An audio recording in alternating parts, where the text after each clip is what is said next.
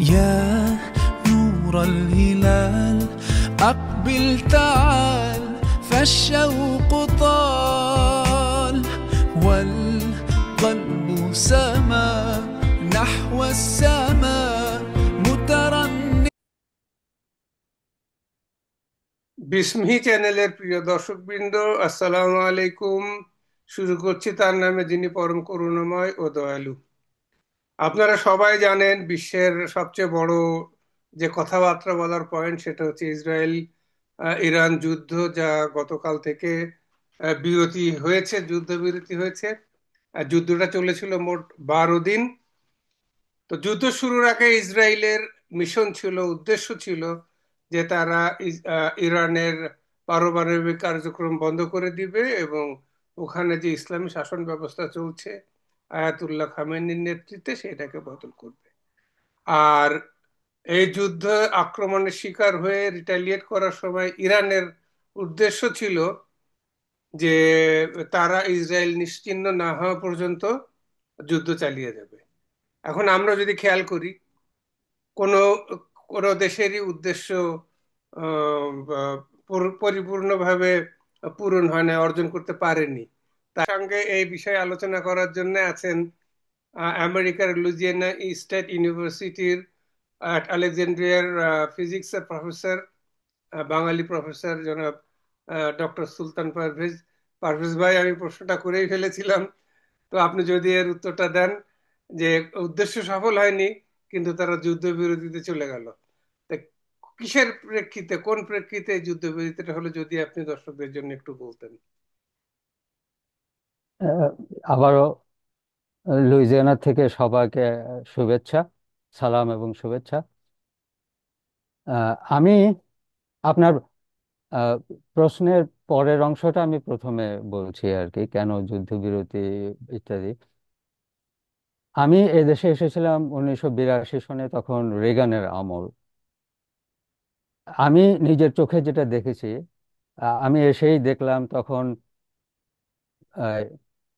President Reagan বৈরুতে, লেবাননে তখন American সৈন্য পাঠিয়েছিলেন এই ইসরায়েলিদের খায়েশ মেটানোর জন্য। সেখানে বোধহয় 270 জন, এই হিজবুল্লাহর সাথে যুদ্ধ করে 270 জন আমেরিকার প্রাণহানি হয়েছিল, তারপরে চলে এসেছিল আমেরিকা।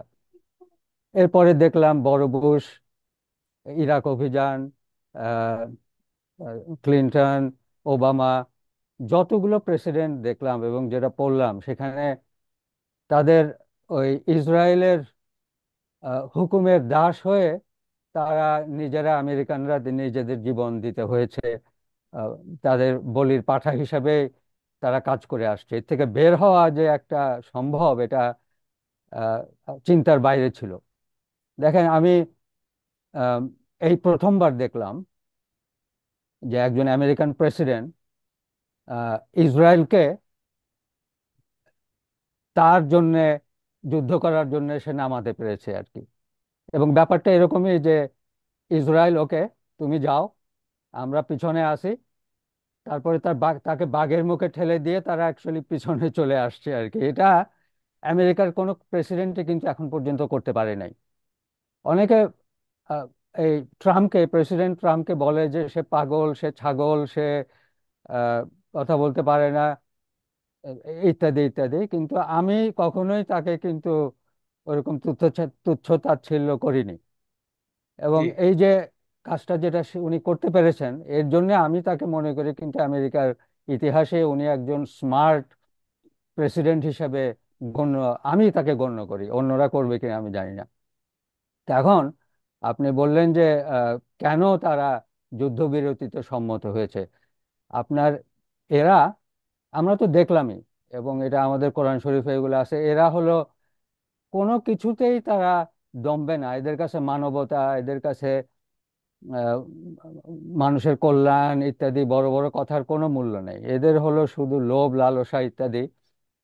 এবং এদেরকে একটা জিনিসই থামাতে পারে, সেটা হলো যে ওদেরকে যদি সামরিকভাবে জবাব দিতে পারেন। এরা যে ভাষাটা সবচেয়ে ভালো বোঝে সেটা হলো সামরিক ভাষা। তো এখন তারা যখন দেখলো যে তাদের জেতার কোনো সম্ভাবনা তো নাই, গোহারা এবং একদম আহ, আহ, হারবে, এবং তারা প্রচুর তাদের ক্ষতি হবে, এবং তারা সবই হারাবে। তাদের মান সম্মান তো গেছেই, এবং তাদের যে ক্ষমতাটুকু এবং দাপট যেটা সেটাও হারাবে। এটা যখন পরিষ্কার হয়ে গেছে তখন তো তারা আর যুদ্ধ করার তাদের খায়েশ তো তাদের মিটে গেছে। এবং যুদ্ধটা থেমেছে, এই জন্যই থেমেছে, এছাড়া আর কোনো কারণ নাই। যেমন কোরআন শরীফে বলা আছে, এবং কোরআন শরীফে বলা আছে যে কাতিলু ফি সাবিলিল্লাহিল লাযিনা ইউকাতিলুকুম, তাই না? যারা তোমাদের বিরুদ্ধে যুদ্ধ করে তাদের বিরুদ্ধে তোমরাও যুদ্ধ করো। এখানে তো কোনো কম্প্রোমাইজের কথা বলে নাই, সেটা যারা তোমাদের কাছে যুদ্ধ করতে আসে তাদের সাথে শান্তির কথা বলো বা অন্য পথ দেখো, তা না। এটাই হলো একমাত্র পথ তাদেরকে বন্ধ করার, এবং এই ইরান এটা করতে পেরেছে। এটা এমন না যে আপনার এরা মানবতার কথা বলে বা এদের মানবতা বোধ জাগ্রত হয়েছে এই জন্য তারা এটা করছে, এটা ব্যাপারটা এরকম না। আপনার প্রশ্নের প্রথমাংশটা কি ছিল আপনার? না, উদ্দেশ্য সফল হয় এটা নাই। কেন? আচ্ছা, উদ্দেশ্যটা উদ্দেশ্য সফল হয় না, হ্যাঁ হ্যাঁ। এখন যদি আপনি একজন যদি এখনো আমেরিকা এবং ইসরায়েল প্রেমিক হয়ে থাকে, তাহলে তাদের কোনো উদ্দেশ্যই সফল হয় না। তাদের একটি মাত্র আপনি বলতে পারেন যে তারা কয়েকজন সামরিক উচ্চপদস্থ সামরিক কর্মকর্তাকে তারা হত্যা করতে পেরেছে আর কি। এবং বিজ্ঞানী। সেটাও এবং বিজ্ঞানী, হ্যাঁ, এবং ন্যাক্কারজনক ভাবে তাদের প্রাইভেট জীবনে গিয়ে, পাবলিক লাইফের ভিতরে ঢুকে গিয়ে তাদেরকে হত্যা করেছে। এছাড়া আহ, তাদের আর কোনো কোনো উম, লক্ষ্যই কিন্তু অর্জিত হয় না। কিন্তু আপনি যদি অন্যদিকে ইরানের দিকে তাকান, ইরানের তো অনেক অনেক এখানে সে তো পৃথিবীটা পরিবর্তন করে ফেলেছে। এই যে পশ্চিমের হেজেমনি যেটা আমরা বলি, এগুলোর তো একদম দাঁত ভাঙা জবাব সে দিয়ে দিয়েছে। সেই দিক থেকে চিন্তা করলে তো ইরানের তো কোনো আমি দেখি না যে তাদের লক্ষ্য অর্জিত আহ, হয়নি, এটা বলা ঠিক হবে না। তারা তাদের স্বাধীনতা রাখতে পেরেছে, ইসলামিক বিপ্লবটা একদম আরো শক্তিশালী হয়েছে, এবং তারা এই না, দাঁত সবই ভাঙা মানলাম। জবাবও দিতে পেরেছে। সারা বিশ্বের মেজরিটি লোক এখন, বিশেষ করে যুবক, ইরানের সাপোর্টার, মুসলিম অমুসলিম সব দিকেই। কিন্তু তাদের উদ্দেশ্য ছিল ইসরায়েলকে মুছে ফেলা। ওইটা কিন্তু মুছা হয়নি। যাই হোক, মনে হয় এইটুক, যেহেতু শান্তি প্রস্তাব দিয়েছে, সো ইসলামের দৃষ্টিতে শান্তি প্রস্তাব না মেনে ইরানের উপায় ছিল না। সো আপনার কি মনে হয় এই যুদ্ধ বিরতি কতদিন টিকবে? বিশেষ করে আমরা যখন দেখেছি গাজাতে তারা যুদ্ধবিরতি চুক্তি করে এবং ভাঙে, চুক্তি করার 3 দিন পরে আবার যে বোমা বিস্ফোরণ করে, বোমা ফেলে গাজার নিরুপায় লোকদের উপর। এইটা কতদিন টিকবে বলে মনে হয়? আমার মনে হয় না ইরানের গায়ে তারা হাত দিয়ে সাহস পাবে বলে আমার মনে হয় না ইরানের ব্যাপারে।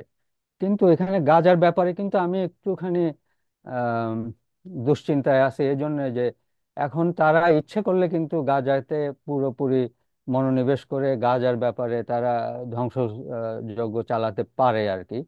চালাবে কিনা এবং সেখানে আপনার আমেরিকার সাহায্য পাবে কিনা সেটা আরেকটা প্রশ্ন, এটা দেখার জিনিস, ব্যাপার আর কি।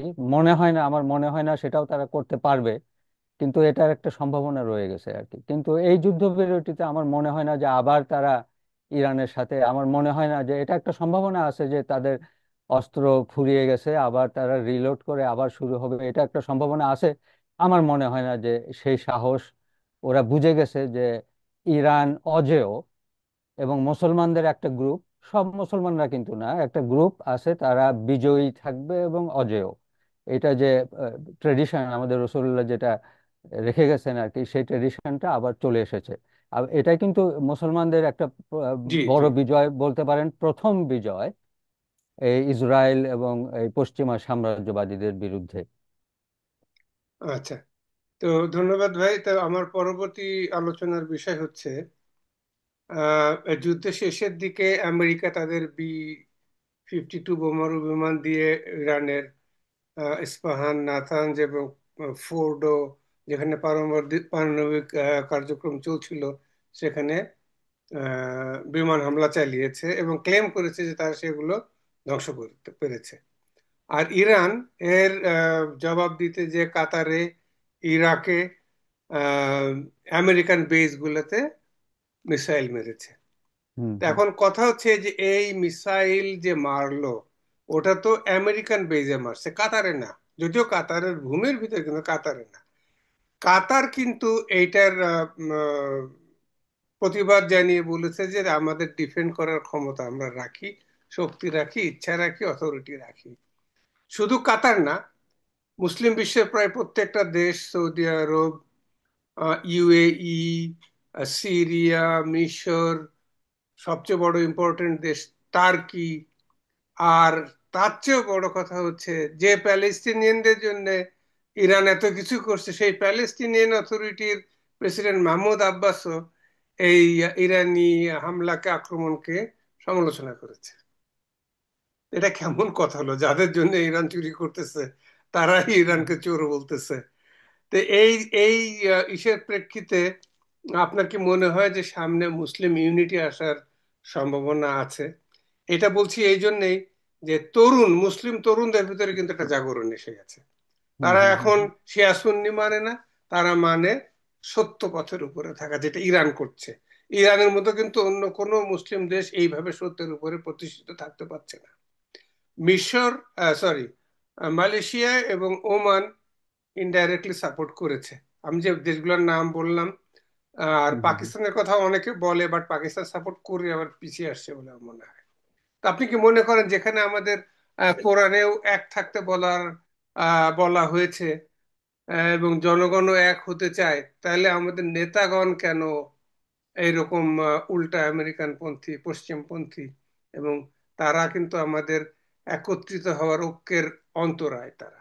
আপনি কি মনে করেন যে কোনোভাবে এই অন্তরায়টা ডিঙিয়ে মুসলিম বিশ্ব এক হতে পারবে? যদি আমিও তো আশা করি যে মুসলমানরা যেন ঐক্যবদ্ধ হয়, এবং এটা তো একটা সুবর্ণ সুযোগ ছিল। এর থেকে বড় সুযোগ আর কি হতে পারে? এই যে গাজায় আমাদেরকে, মুসলমান ভাইদেরকে এইভাবে নির্বিচারে হত্যা করা হচ্ছে, এর বিরুদ্ধে এক হতে আমরা তো হতে পারলাম না। জি, আপনি যে বললেন যে আমাদের আহ, হতে পারবো কিনা, আমার তো আশা ভরসা যা ছিল সেগুলো আমি হারিয়ে ফেলেছি। আমি বলবো, আমাকে যদি প্রশ্ন করলেন, আমি বলবো না, এটা হবে না, একতাটা হবে না, পোলারাইজড হবে মনে হয় মুসলমানরা। এবং আপনি যে জাগরণের কথা বললেন নতুন তরুণদের মধ্যে, এটা কিন্তু আমি দেখলাম বাংলাদেশ, ভারত, পাকিস্তান, মালয়েশিয়া বললেন, এদের যুবকরা যারা এতদিন ইরানের পক্ষে কথা বলতে পারে নাই, বা ইরান সম্পর্কে যারা একটু দুর্বলতা ছিল, তারা এখন বলতে পারছে আর কি, তাই না? ইরানকে তো আগে এরা ঠাট্টা তামাশা, হাসি তামাশার একটা বস্তু ছিল। জি, ইরান নিয়ে কত, এই যে ইরানকে আপনার গালাগালি করার থেকে শুরু করে হাসি তামাশা, এটা তো আমাদের আরব ভাইরা করে, এরাই সবচেয়ে বেশি করছে। পশ্চিমা দেশ থেকে কিন্তু এরাই সবচেয়ে বেশি এ, করছে এবং করতো। আমি গতকালকে কতগুলো ওলামাদের দেখতেছিলাম আর কি, ওদের ভাষ্যগুলো করতে গিয়ে একটা জিনিস চোখে পড়লো, কতগুলো কমেন্ট সেখানে কিন্তু ওই যুবকরা, ওরা মুসলিম যুবক, এরা আরবি হবে আর কি, এরা বলছে যে ওই যখন যুদ্ধটা শুরু হলো, আমেরিকা যখন কি বলে, ইরানকে যখন আক্রমণ করলো, তখন দেখলাম যে মুসলমানরা, আরব মুসলমানরা, হয়তো একটা মুসলমানদের গোষ্ঠী, তারা কিন্তু খুশি হয়েছিল যে, তারা বলতেছিল যে এবারে মুসলমানদের দুই শত্রু, তারা বলতেছিল যে ইরান এবং ইসরায়েল, এই দুই শত্রু নিজেদের মধ্যে মারামারি করে এটা ধ্বংস হয়ে যাবে, এবং মুসলমানরা ওখানে শান্তিতে বসবাস করতে পারবে। এই একটা পয়েন্ট আমি দেখলাম, একটা স্ট্রং একটা ওদের যুক্তিটা রয়ে গেছে। এবং এই আহ, যুক্তির ভিত্তিতে আমার মনে হয় যে ওই আপনি কাতারের কথা বললেন, বা সৌদি আরবরা, এরা এখনো আশা করে যে আহ, এই আমেরিকা এবং ইসরায়েল এরা আবার পুনর্গঠিত হবে এবং ইরানকে একটা শায়েস্তা করতে পারবে। আমার মনে হয় এই ধারণাটা এরা এখন রাখে। এবং এই যে কাতার, কুয়েত, এরা, কাতার যে বক্তৃতা করলো, কাতার, সৌদি আরব এবং এরা যে ইরানের বিরুদ্ধে যে স্টেটমেন্ট গুলো দিল, এটা ওদের ধারণা ছিল যে আমেরিকা অ্যাটলিস্ট 7 দিন আহ, যুদ্ধ করবে হয়তো। এই যুদ্ধ শুরু হয়ে গেছে, আমেরিকা হয়তো রিটালিয়েট করবে, সুতরাং তারা আর কি পিছনে তাদের গায়ের জোরটা দেখালো আর কি। আমার ধারণা হলো এটাই। জি। আচ্ছা, আমি এখানে একটা মানে ইনফ্যাক্ট দুইটা ঘটনা থেকে একই একটা আহ, সিদ্ধান্তে উপনীত এসেছি, মানে কোশ্চেন আর কি। কিছুদিন আগে, বছর তিন চারেক আগে, আপনার মনে আছে হয়তো, গালফ কান্ট্রিজ গুলা, উপসাগরীয় দেশগুলা, আরব দেশগুলা ইরাকে একটা স্যাংশন দিয়েছিল। ইরাক তো ল্যান্ডলক হুম হুম কান্ট্রি, ওর হুম ভিতর দিয়ে হুম মানে খাবার টাবার আসতে হলে বাই রোড আসতে হয় বা প্লেনে আসতে হয়। তো তারা ব্লকেট দিলে Iran was the first country, Iran ছিল প্রথম দেশ যে তাদেরকে খাবার সাপ্লাই দিয়েছিল, কাতারকে। আর আপনাদের ওইদিকে আমেরিকা ভেনিজুয়েলাকে যখন ব্লকেট দিল, তখন ভেনিজুয়েলা হুম হুম হুম। যদিও তেল উৎপাদনকারী বড় একটা দেশ, তার তার তেলের সমস্যা হয়েছিল। ইরান রিফাইনারি ছিল না, হ্যাঁ হ্যাঁ, হ্যাঁ হ্যাঁ। ইরান এত দূর থেকে শিপ তাদেরকে, ভরে হ্যাঁ তেল হ্যাঁ। পাঠিয়েছিল ভেনেজুয়েলাকে। এই হুম দুইটা হুম দেশকে কিন্তু ইরান সরাসরি সাহায্য করেছে।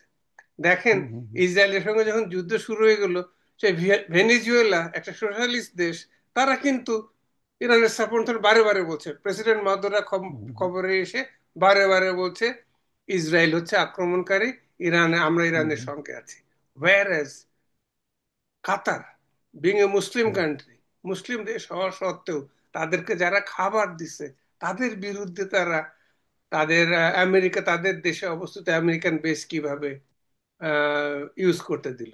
আপনার কি কোনোভাবে মাথায় আসে? মুসলমানরা কি এত এত যারা বেঈমান হতে পারে, তাদের কি ইমান আছে বলে মনে করেন? আমার মাথায় ঢোকে না এটা, কেমন করে এগুলো পারে ওরা। ওই যে আমাদেরকে মগজ ধোলাই, ওই যে বললাম যে চুক্তি, আমরা যে যে সমস্ত চুক্তি আমরা করি ওদের সাথে, এগুলো তো চুক্তিরই ফসল। এই ওখানে যে আমেরিকান, ইভেন আমেরিকান ঘাঁটি আছে আপনার, জি। এই এই এই জিনিসটাই তো ধরেন আপনি এদের সাথে যদি ইরানিয়ানদের তুলনা করেন, আমেরিকান ঘাঁটি তাদের দেশে থাকবে, এটাই তো তারা মনে করে যে এর থেকে অসম্মানের কাজ পৃথিবীতে আর কোনো কিছু নাই না। আর কোরআনিক। এই একই জিনিসকে জি। আপনি চিন্তা করেন, একই জিনিসকে তারা কত গর্ব, এরা কাতারিরা কত গর্বের সাথে তারা এটাকে আহ, মনে করে যে আমার দেশে আমেরিকান ঘাঁটি আছে।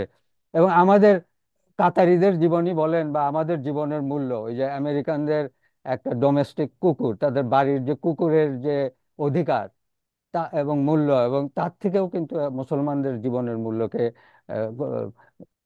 সর্বনাশ করে, তার থেকে কমিয়ে দেওয়া হয়েছে আর কি সব জি। চুক্তির জি। মাধ্যমে। এবং এখানেই আমি জানি না এটা, এগুলো এই মগজ ধোলাইগুলো হয়েছে কেন হয়েছে, সেগুলোর সাথে কিন্তু আপনার আমার সাথে বিরোধ বাঁধবে, কিন্তু এই মগজ ধোলাইটা এক শ্রেণীর মুসলমানদের হয়েছে। এখন তো মুসলমান, আমি বলি দুই ধরনের মুসলমান হয়েছে। একটা হলো যে বিজয়ী মুসলমান, অজেয় মুসলমান। আর একটা হলো যে ধমক দেওয়ার আগেই কাপড় নষ্ট করার জি। মুসলমান জি। আর জি। কি, হ্যাঁ। এরা এখন এদের মগজ ধোলাই হয়ে এরা এরকমই হয়ে গেছে আর কি, জাতি হিসেবে আমার মনে হয়। এইটার কিন্তু কারণ আমি খুঁজে পাই না। এটা তো, ওরা, ওদের ভাষা তো আরবি, ওরা তো আরবি আমাদের চেয়ে খুব ভালো, বেশি বুঝবে, কোরআন পড়ার সঙ্গে সঙ্গে বুঝবে। যেমন কোরআনের স্পষ্ট আয়াত, তোমরা যদি অমুসলিমদেরকে মুসলিমদের চেয়ে বেশি আউলিয়া মানে ও অভিভাবক মনে হ্যাঁ করো, হ্যাঁ ইউ হ্যাঁ, আর এটা ওয়ান অফ দেম, কয়েকটা, তো তুমি, হ্যাঁ, কয়েক কয়েক জায়গায় এটা জায়গায় বল, তারপরেও বলা তারা আছে, হ্যাঁ। তাদের ডিফেন্ডার হিসাবে আমেরিকাকে চুজ করছে। তো it's a clear violation of এটা কি একদম, হ্যাঁ হ্যাঁ কোরআনিক অর্ডার। জি। হ্যাঁ। আপনি বললেন ওরা কোরআন ওরা তো কোরআন পড়ে না, ওরা নামাজ পড়ে কিন্তু কোরআন পড়ে না জি। কিন্তু, হ্যাঁ। এটা এটা জি। আর কোরআন একটা জানেও না, বোঝেও না, হ্যাঁ। কোরআনের একটা আয়াত এবং সেই আয়াতের ব্যাখ্যায় রসুল্লাহ একটা কথা বলেছেন, সেটা আমি একটু হিন্টস দিয়ে বলি, সরাসরি উপস্থাপন করব না। সূরা মুহাম্মাদের শেষ আয়াতে আল্লাহ আরবদেরকে উদ্দেশ্য করে বলছেন, তোমরা যদি আহ মুখ ফিরিয়ে নাও, তাহলে হুম হুম হুম। তোমাদের পরিবর্তে আমি অন্য এক জাতিকে উত্থান ঘটাবো, অন্য এক উত্থান জাতির করবো, উত্থান হ্যাঁ হ্যাঁ ঘটাবো। হ্যাঁ। তো এই আয়াত নাজিল হলে সাহাবারা জিজ্ঞাসা করেছিল, হে আল্লাহ রসুল, আমাদের জায়গায় আল্লাহ কোন জাতিকে হুম উত্থাপন করবেন, উঠিয়ে দিবেন, যারা বেঈমান হবে না? তখন আল্লাহ রসুলের পাশে সালমান ফার্সি বসেছিলেন, যিনি হুম পারস্যের হুম। লোক ছিলেন। তার পিঠ চাপড়ে দিয়ে বললেন, সালমান এবং সালমানের জাতি উঠে দাঁড়াবে। এই রসুল কোরআনের ব্যাখ্যা, রসুলের মুখ, এইটা কিন্তু সুন্নিদের বই থেকে, সুন্নি হাদিস থেকে আমি বলতেছি এটা হ্যাঁ হাদিসে, হ্যাঁ আছে হ্যাঁ এটা। হ্যাঁ। তে হুম সুন্নিরা হুম যদি হাদিস পড়েই থাকে, তাহলে তারা এই হাদিসটা জানে, এবং জানে যে ইরানি তার এই আরব দেশ থেকে আরব দেশকে রিপ্লেস করবে মুসলিমদের হর্তাকর্তা হিসেবে। আমরা নিজেরা দেখতে পাচ্ছি, আমরা দেখতে পাচ্ছি আরব হুম আরব হুম দেশগুলো যখন বিপথে চলে গেছে তখন ইরানই সুপথে চলে নিয়ে আসতেছে বর্তমান যুগের মুসলিম যুবকদের। তারপরেও তারা বিরোধিতা করছে। এরা কোন জায়গায় চলে গেছে আমি আমি বলতে পারি না। তো আপনার কি হুম। মনে হয় এই হাদিসটার ব্যাপারে? হাদিসটা তো মনে হচ্ছে, হাদিসের ভবিষ্যৎবাণীটা তো মনে হচ্ছে যে সঠিক। জি, এছাড়া আর কি বলার আছে বলেন? জি। এই আসলে তো। কিছু বলার নেই। আমাদের উলেমা, আমাদের আলেমগণ শুধু ভুল কথা বলে বেড়ায়। তারা কাফের, তারা ইহুদিদের চেয়েও খারাপ। আরো একটা কথা বলে যে আব্দুল্লাহ ইবনে সাবা নামে এক লোকের কুচক্রে নাকি শিয়াইজম তৈরি হয়েছে। আমি আব্দুল্লাহ ইবনে সাবার হ্যাঁ। উপরে একটা বই পড়েছি, যেখানে হুম প্রমাণ হুম। করছে আব্দুল্লাহ ইবনে সাবা নামে কোনো লোকই ছিল না ইসলামের ইতিহাসে। That's right, that's right. তো হ্যাঁ হ্যাঁ। তার মানে কি, তারা শুধু সমালোচনা করতে জানে, যেমন মুসলমানদের সমালোচনা করে খ্রিস্টানরা, ইহুদিরা অযথা সমালোচনা করে। এরকম আমাদের সুন্নিদের ভিতরে বিশেষ করে সালাফি ওয়াহাবি গোষ্ঠী, এরা শিয়াদেরকে সমালোচনা করে অযথা। যেমন আমি এখন যে প্রশ্নটা করব, আমরা ছোটকালে কিন্তু মুহররম আশুরা নিয়ে কবিতা পড়তাম, গান শুনতাম, মরসিয়া শুনতাম। এখন এখানে এসে দেখি এখানকার কোনো যুবক আশুরার কথা জানেই না, হুম হুম তাদেরকে পড়ানোই হয় না। They don't know hmm anything hmm about Ashura. Ashura কি হুম শুধু শিয়াদের? আমরা কিন্তু আশুরার মতো এত গর্বের একটা ঘটনা, যদিও স্যাক্রিফিশিয়াল, হুম আমরা এটা শুধু শিয়াদের করে দিয়েছি। আমরা কিন্তু হুম। সেই আশুরাকে আর ওন করি না। আমরা হ্যাঁ বলি হ্যাঁ যেটা হ্যাঁ। শিয়াদের জিনিস, কিন্তু এইখানে আমরা কিন্তু মায়ের খেয়ে গেছি। আর আশুরার জিনিস যদি একটু খেয়াল করেন, মুয়াবিয়া, আমির মুয়াবিয়া তার দুশ্চরিত্র ছেলে ইয়াজিদকে খলিফা নিযুক্ত করলো এবং সবাইকে আদেশ দিল যে এর হাতে বয়াত গ্রহণ করো। সবাই বয়াত গ্রহণ করলো, শুধু রসুলের নাতি ইমাম হুসেন বয়াত ডিক্লাইন করলেন। উনি বললেন যে না, এই দুশ্চরিত্র লোকের হাতে বয়াত গ্রহণ করলে ইসলামের আর কিছুই থাকে না। তো উনি প্রথমে মদিনা থেকে মক্কায় গেলেন, মক্কা থেকে হজ না করে কুফার উদ্দেশ্যে যাত্রা করে উনি কারবালাতে আসলেন।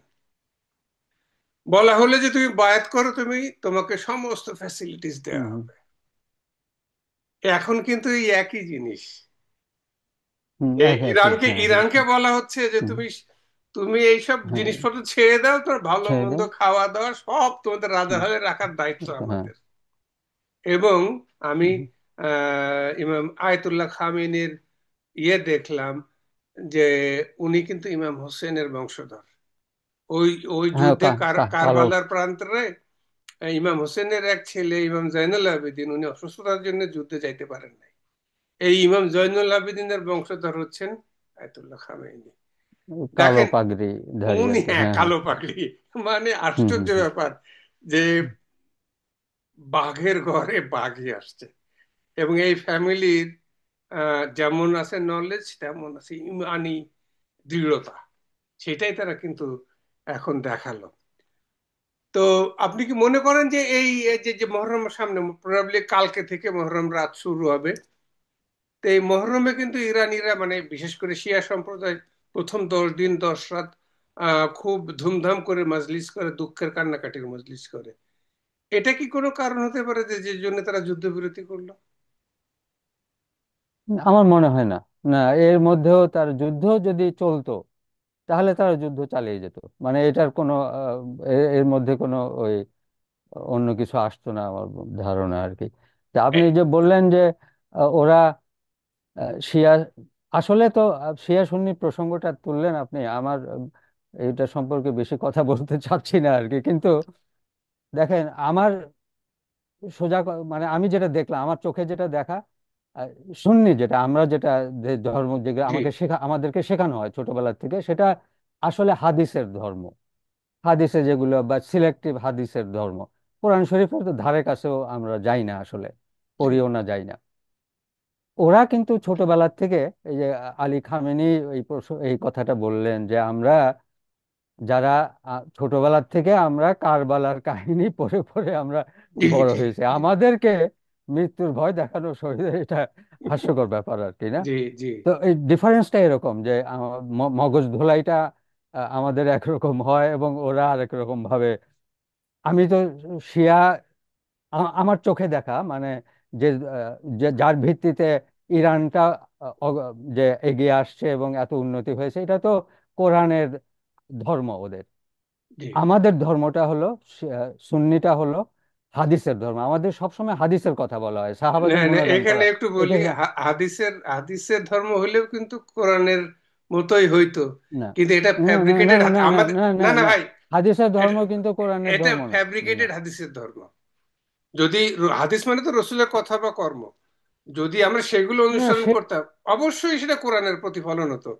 কিন্তু আমার আমার দৃষ্টিতে আমরা যেগুলোকে সহি হাদিস মনে করি সেগুলো এত সহি সহি হাদিস না। এই জন্য আমাদের কাছে ভুল ইসলাম এসছে, এটা আমার মনে হয়।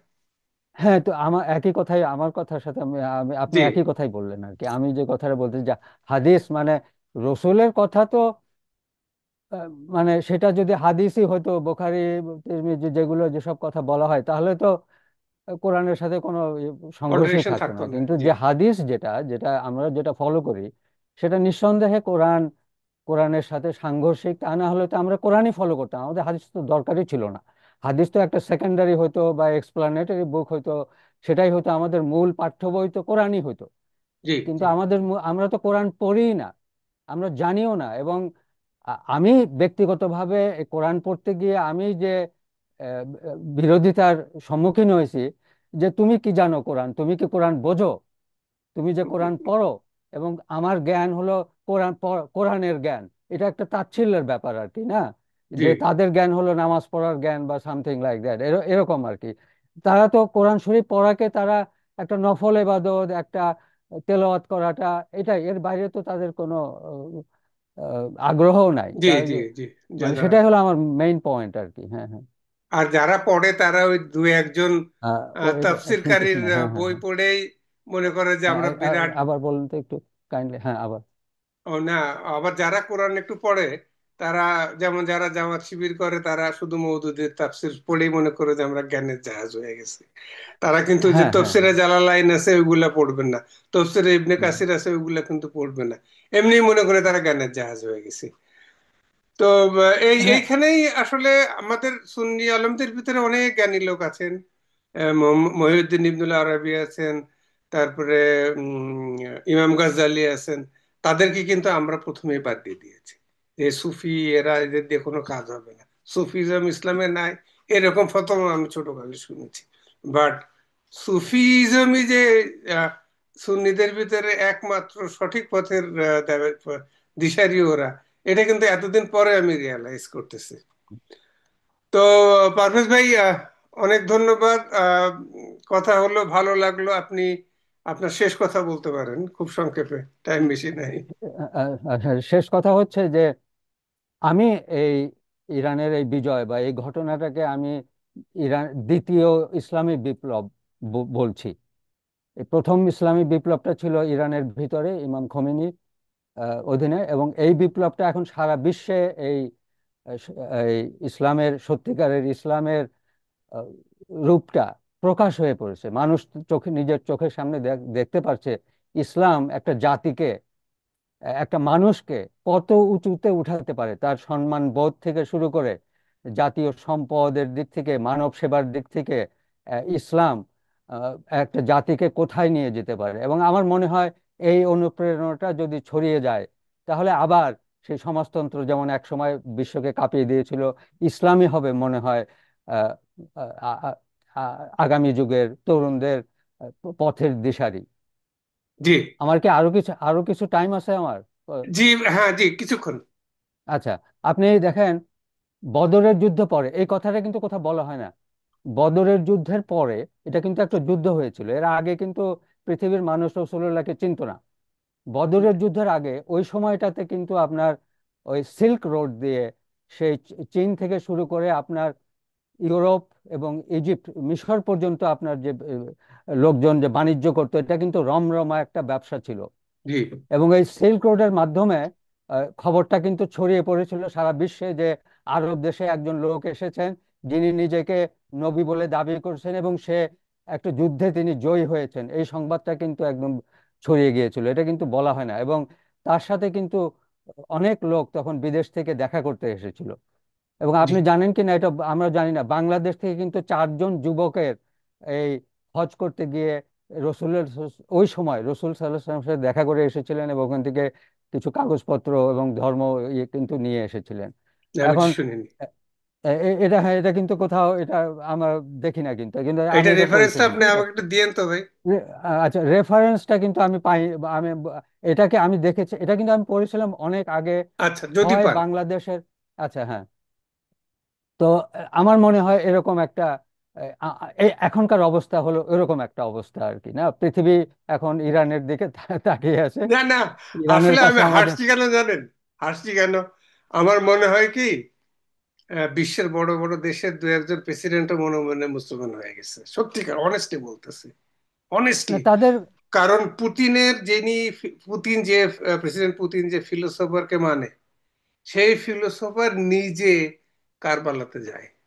আপনি জানেন এটা, সেই খবর জানেন? না, সেটা জানি না, না, আলেকজান্ডার সেটা দুগিন, জানতাম না। আচ্ছা। নিজে আলেকজান্ডার দুগিন, ইজ এ খ্রিস্টান। ও, সে নিজে আচ্ছা, আচ্ছা। কারবালাতে নাজাফে যায়, হাঁটে ওইখানে শিয়াদের সঙ্গে সুন্নিদের সঙ্গে যারা যায় ওইখানে। এটা, এবং আপনি যদি খেয়াল করেন যে কোনো ঈদের পর, বা আপনি এখনো ইন্টারনেটে খোঁজ দেন যে ঈদ, ঈদ জামা ইন মস্কো, দেখবেন মস্কোর সমস্ত রাস্তা ঘাটে হচ্ছে ঈদের জামাত হচ্ছে। মানে ওখানে এত মুসলমান। এবং পুতিন ইসলামকে রাশিয়ার দ্বিতীয় রাষ্ট্রধর্ম হিসেবে ঘোষণা করছে। এবং ওনার একটা ভিডিও দেখলাম যেখানে উনি সমস্ত বিশ্ব নেতার সঙ্গে হাত সাইডে রেখে কর্তৃত্বের স্বরে কথা বলেন। উনি ইমাম খামেনির সামনে যে হাত ভিতরে নিয়ে, এইভাবে ভিতরে নিয়ে কথা বলতেছে। তে হুম, হুম, হুম, সাংবাদিকরা হুম। যখন জিজ্ঞাসা করলো আপনার এই পোস্টার চেঞ্জ করলেন কেন, আপনি সবার সঙ্গে কমান্ডিং স্টাইলে বসেন, এখানে যে আপনি একদম মনে হলো যে ছাত্র। ওনার ছাত্রের উত্তর, মতো, হ্যাঁ, হ্যাঁ, হ্যাঁ। ওনার উত্তর ছিল যে দেখুন আমি তো জিজাস, ঈসা আল্লাহ ইসলাম সম্বন্ধে অনেক পড়াশোনা করছি। তা আমি যখন ওনার সামনে গেলাম মনে হলো যে আমি জিসাসের সামনে বসে আছি। ও, তা আমি তো ছাত্র হবই। তো শুনি না মানে এটা। আচ্ছা, এইটা যে আচ্ছা, আচ্ছা। কত বড় একটা অর্জন আমার মতে হুম, আর হুম, কি, হুম। এটা আমরা চিন্তা করতে পারছি না, যেটা না, মুসলমানরা কাউকে বুঝে না। জি কাউকে ঈসা আলাইহিস সালামের সাথে তুলনা করা, এটা কিন্তু মানে আপনি বিরাট ব্যাপার। হ্যাঁ, ইভেন আপনি কোরআন শরীফে, আপনি যদি কোরআন শরীফটা দেখেন, আপনি ঈসা আলাইহিস সালামকে আপনার মনে হবে কিন্তু যে আমাদের রাসূলুল্লাহ থেকেও কিন্তু তাকে অনেক বেশি সম্মানিত ভাবে কিছু কিন্তু কিছু মনে হয় ধরা হয়েছে। অ্যাপারেন্টলি, মনে হয় অ্যাপারেন্টলি। তাকে জি মনে হয় মানে কি, তাকে রুহুল্লাহ বলা হয়েছে, তাকে রুহুল্লাহ বলা হয়েছে, না, জি। ঈসা আলাইহিস সালামকে। আমাদের রসুলকে কিন্তু রুহুল্লাহ বলা হয়নি, তাকে আহ কালেমাতুল্লাহ বলা হয়েছে, তাকে হুম। রুহুল্লাহ বলা হয়েছে। এবং আরো অন্য আয়াতেও কিন্তু যখন ওই যে সম্মানের কথা আসছে, তখন কিন্তু ওই যে একটা না, আছে সূরা অ্যাপারেন্ট নিসায় এইগুলো বোধহয়। হয়তো ব্যাখ্যা করলে রসুলই শ্রেষ্ঠ এটা বোঝা যাবে। কারণ রুহুল্লাহ ওয়ার্ড, রুহুল্লাহ বা কালিমাতুল্লাহ ওয়ার্ড অফ গড, রসুলের হুম, কিন্তু হুম, ক্ষেত্রে কিন্তু ওয়ার্ড অফ গড হচ্ছে কোরআন, রসুলের হুম, ক্ষেত্রে। হুম, হুম, হুম, তো হুম। এইভাবে চিন্তা করলে রসুলের শ্রেষ্ঠত্ব অনেকভাবে প্রমাণ না, করা না, যায়। আমি বলছি না বাট যে রসুলের, কিন্তু আপনার, অ্যাপারেন্টলি মনে হয় যে, আপনি। হ্যাঁ। আচ্ছা ভাই, আমাদের টাইম শেষ হয়ে যাচ্ছে, আমরা আচ্ছা। আর ওদিকে না যাই। তো অনেক ধন্যবাদ অনেক মূল্যবান কথা বলার জন্য। প্রিয় দর্শক, শুনলেন আপনারা, আমরা হয়তো ভবিষ্যৎবাণী করতে পারি না, বাট আমরা যতটুকুন বুঝি আমাদের পর্যবেক্ষণ থেকে সেই কথাগুলো আপনাদের কাছে পৌঁছে দেই। তো যে যুদ্ধটা 12 দিন হলো, অনেক ক্ষয়ক্ষতি হয়েছে দুই দেশেরই। ইরানের বিশেষ করে বিজ্ঞানী এবং সিনিয়র জ্যেষ্ঠ সামরিক কর্মকর্তা প্রাণ হারিয়েছেন, তারা শহীদ হয়েছেন। আর ওদিকে তো ইসরায়েলের এমন ধ্বংসযজ্ঞ হয়েছে যে আজকেও আমি একটা ভিডিও দেখলাম, নেতানিয়াহু এক বিজ্ঞান ইনস্টিটিউটের সামনে দাঁড়িয়ে বলছে যে ওই শয়তানরা আমাদের এত বড় বিজ্ঞান ইনস্টিটিউটটা একদম ধ্বংস করে দিছে, ওদের বিরুদ্ধে আবার দাঁড়াইতে হবে। আজকে হুম, আমাদের সামনে প্রফেসর সুলতান পারভেজ ভাই যেটা বললেন যে তারা আর দাঁড়ানোর সুযোগ হয়তো আর পাবে না, সাহস পাবে না। আমরা দোয়া করি যেন তারা আর সেই সাহস কোনোদিনও না পায়, এইখান থেকে শিক্ষা গ্রহণ করে সবাই। আমাদের আলোচনা যদি আপনাদের ভালো লেগে থাকে আপনারা সাবস্ক্রাইব করবেন, কমেন্ট করবেন, লাইক করবেন। আর যদি ভালো না লাগে, যে কোনো ধরনের প্রশ্ন থাকে আপনার সেইগুলোর, আমরা সেই প্রশ্নের উত্তর দেওয়ার চেষ্টা করব। সবাইকে ধন্যবাদ জানিয়ে, পারভেজ ভাই আপনাকে ধন্যবাদ জানিয়ে আজকের মতো এখানে শেষ করছি। খুদা হাফেজ। খোদা হাফেজ। আসসালামু আলাইকুম রহমতুল্লাহ। ওয়ালাইকুম আসসালাম।